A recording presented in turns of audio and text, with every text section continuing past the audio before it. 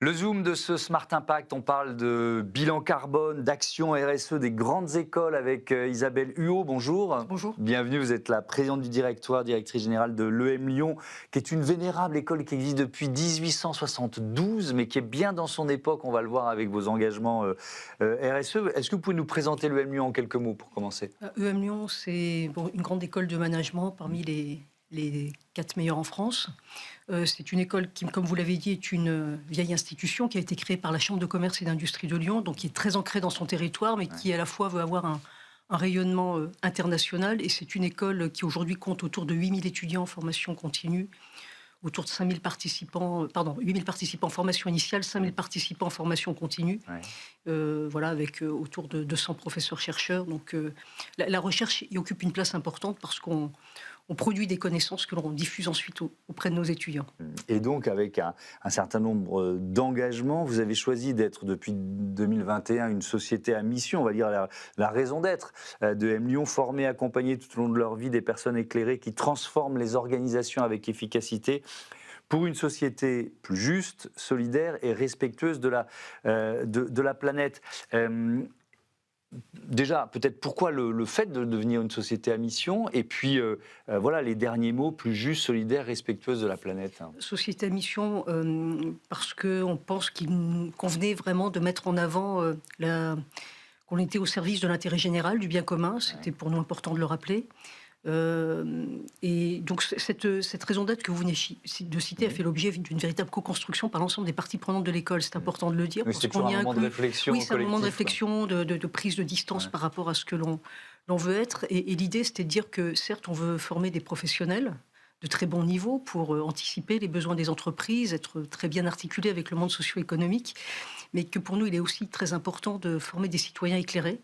C'est une dimension d'enseignement supérieur qu'on doit toujours rappeler, en particulier en ces temps de crise démocratique, que nos étudiants soient formés au débat public, au respect du pluralisme, au sens de la nuance et de la tempérance. Pour nous, c'est très important de le rappeler. C'est le rôle d'une institution d'enseignement supérieur. Donc, à la fois des professionnels de très bon niveau, transformer les organisations avec efficacité, mais dans un but précis, au service aussi de l'intérêt général et du bien commun. Alors, ça passe évidemment d'abord par les enseignements. Ensuite, on verra quel levier un campus peut activer. Mais c'est d'abord les enseignements. Est-ce que ça... Alors, vous le faisiez déjà avant, j'imagine, mais est-ce que ça veut dire que les objectifs... Alors, je vais rester sur les objectifs environnementaux, par exemple. Ils font l'objet d'un cours particulier, ils essaiment un peu partout. Comment vous l'intégrez à vos... Le parti qu'on a pris, c'est d'essaimer un peu partout. Parce que si vous enseignez d'un côté un cours de marketing pour dire qu'il faut consommer le plus possible, et puis de l'autre côté, un cours de responsabilité sociale, ça paraît très incohérent et c'est très mal perçu par nos étudiants. Donc l'idée, c'est d'essaimer, de rendre ça très systémique dans l'ensemble de nos enseignements et d'irriguer l'ensemble des cours avec les enjeux sociaux et environnementaux. Alors pour ça, on a développé un label qui s'appelle SDGs Inside, Sustainable Development Goals Inside, en bon français, Objectif du développement durable de l'ONU, pour que chaque cours mette en avant un objectif du développement durable qu'il défend particulièrement ou qu'il met en avant particulièrement. Donc pour non seulement sensibiliser nos étudiants, mais surtout les former aux enjeux environnementaux. Et c'était aussi une demande de vos étudiants ? Alors, je pense que c'était une demande sociale de manière générale.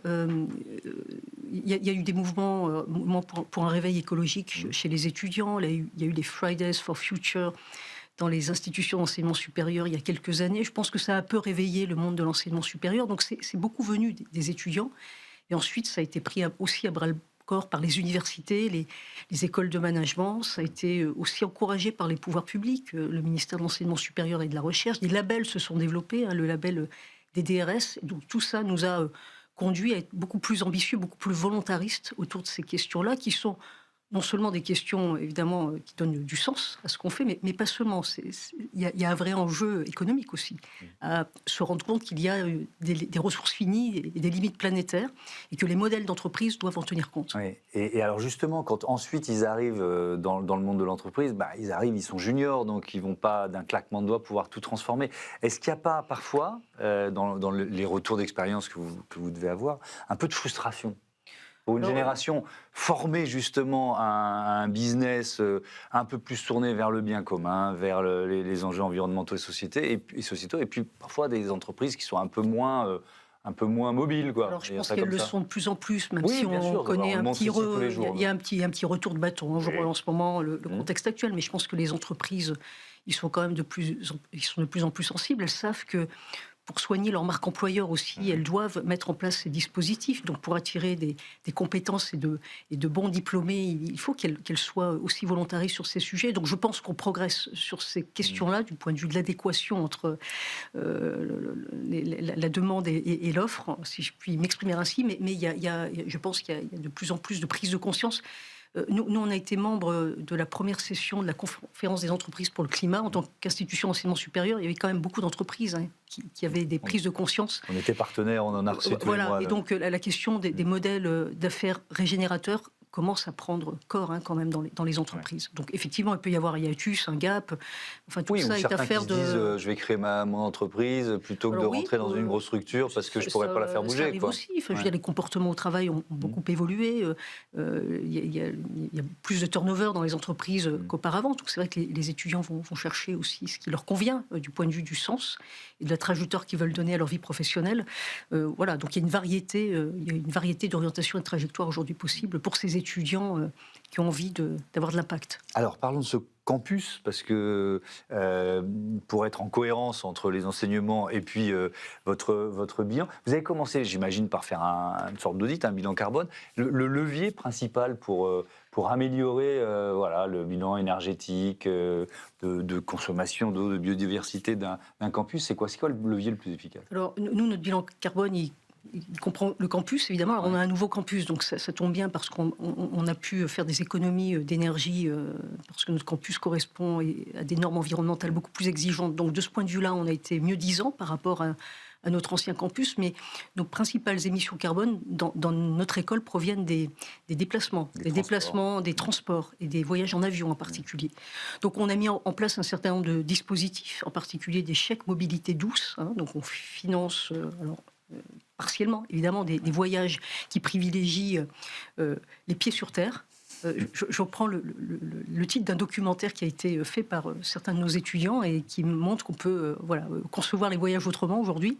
Et donc, quand nos étudiants vont en mobilité dans une autre université et qu'ils sont en Europe, ils privilégient plutôt le voyage en train, grâce à l'aide qu'offre EM Lyon. On les encourage plutôt aussi à avoir des mobilités proches quand elles sont courtes, et puis et à prendre l'avion quand la mobilité est un peu plus longue. Donc il y a un gros effort qui est mis sur la mobilité, à la fois de nos personnels et de nos étudiants. C'est de là que viennent principalement les émissions carbone. Et sur les consommations d'énergie, alors vous nous disiez c'est un nouveau campus, donc ça veut dire que vous partez d'un bon niveau, mais après il y a des choix, vous essayez de sourcer par exemple des énergies vertes, etc. Oui, etc. exactement, on source des énergies vertes, on a des panneaux photovoltaïques sur le campus. Vous êtes autonome ? On est quasi autonome, voilà. Donc il y a vraiment un vrai effort qui est mené pour promouvoir des consommations responsables et de la sobriété. Je coche les cases, on a fait les transports, on fait l'énergie. Par exemple, l'alimentation, la cantine, est-ce que vous réussissez, parce que c'est pas si simple, d'aller vers le bio, vers les circuits courts, comment vous allez adresser circuits cette courts, question ? oui, on essaye de promouvoir les circuits courts, on essaye aussi de faire attention à toute la question du gaspillage, des déchets, donc on a des liens avec des associations pour la gestion des surplus des repas. Donc il y a tout un dispositif aussi associatif qui est mis en place autour des enjeux de